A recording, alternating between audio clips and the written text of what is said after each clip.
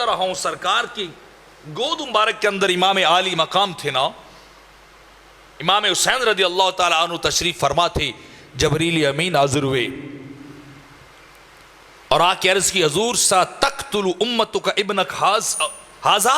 औ कमा काल, हजूर जिस हुसैन को गोद में बिठा के आप प्यार कर रहे हैं, जिस हुसैन के साथ आप बड़ी खुशी के आलम में बैठे हैं, मोहब्बत में खेल रहे हैं, प्यार कर रहे हैं,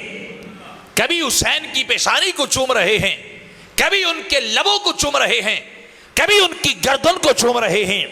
हजूर रब्बे कायनात ने पैगाम भेजा है, आपकी उम्मत अन करीब आपकी नवासे को शहीद कर देगी, इस नवासे को शहीद कर देगी। आपकी उम्मत सतक्तुल उम्मतक,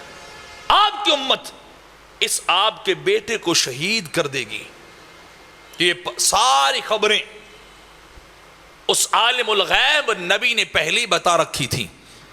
पहले ही बताई हुई थी कि करबला कैसे जो है वो बपा होगा और कैसे खानदान रिसालत अपने खूनों से इस्लाम के लिए कुर्बानियां देगा, अपनी जानों के नजराने देगा।